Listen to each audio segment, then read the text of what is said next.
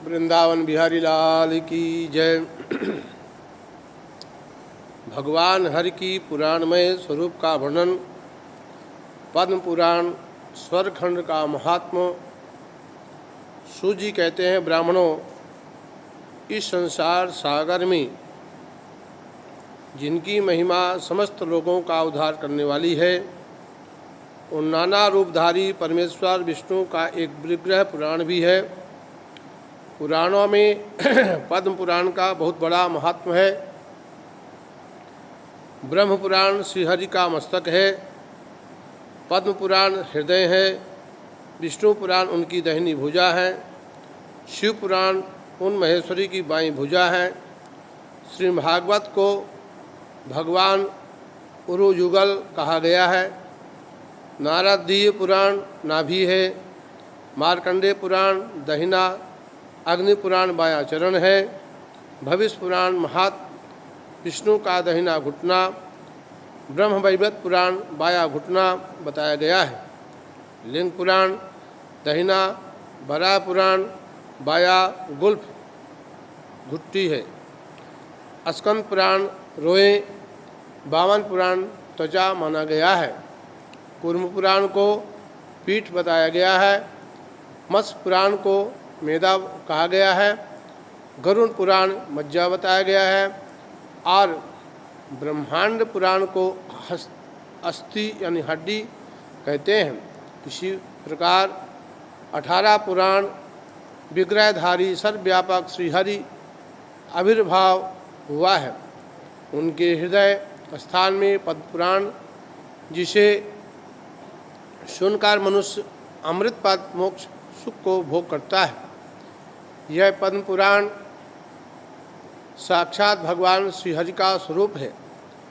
इसके एक अध्याय का भी पाठ करके मनुष्य सब पापों से मुक्त हो जाता है। स्वरखंड का श्रवण करके महापात की मनुष्य जैसे सर्प का केचुर छूटे हुए सर्प की भांति समस्त पापों से मुक्त हो जाते हैं। कितना भी बड़ा दुराचारी सर्वधर्मों से बहिष्कृत क्यों न हो, स्वरखंड का श्रवण करके वह पवित्र हो जाता है, जिसमें तनिक भी संदेह नहीं है। समस्त पुराणों को सुनकर मनुष्य जिस फल को प्राप्त करता है, वह सब केवल पद्म पुराण को सुनकर ही प्राप्त कर लेता है। कैसी अद्भुत महिमा है! समूचे पद्म पुराण को सुनने से जिस फल की प्राप्ति होती है, वही फल मनुष्य केवल स्वरखंड को सुनकर प्राप्त कर लेता है। माघ मास में मनुष्य प्रतिदिन प्रयाग में स्नान करके जैसे पाप से मुक्त हो जाता है, उसी प्रकार स्वरखंड के श्रवण से भी पापों से छुटकारा पा जाता है।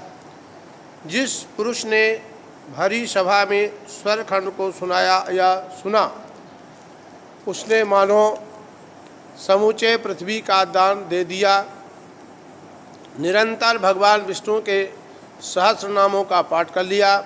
संपूर्ण वेदों का अध्ययन तथा उसमें बताए हुए भिन्न भिन्न पुण्य कर्मों का अनुष्ठान कर लिया।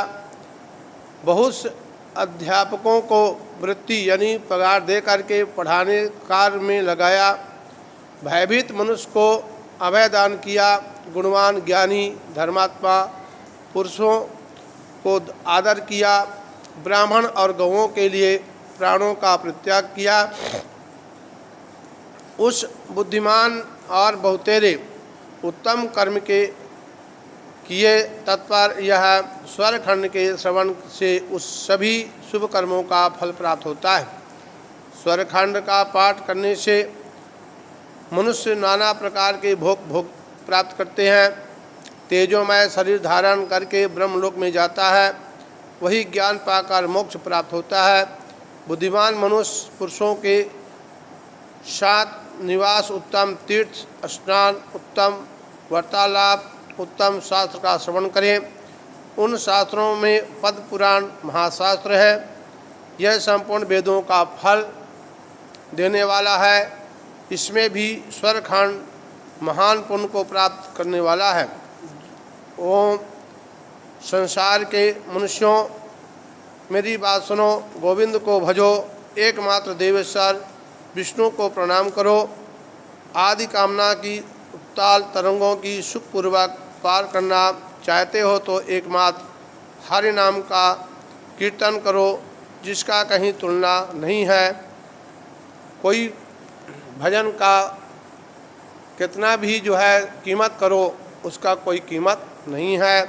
भगवान का उच्चारण करो, भगवान का नाम भजो। बोलो वृंदावन बिहारी लाल की जय।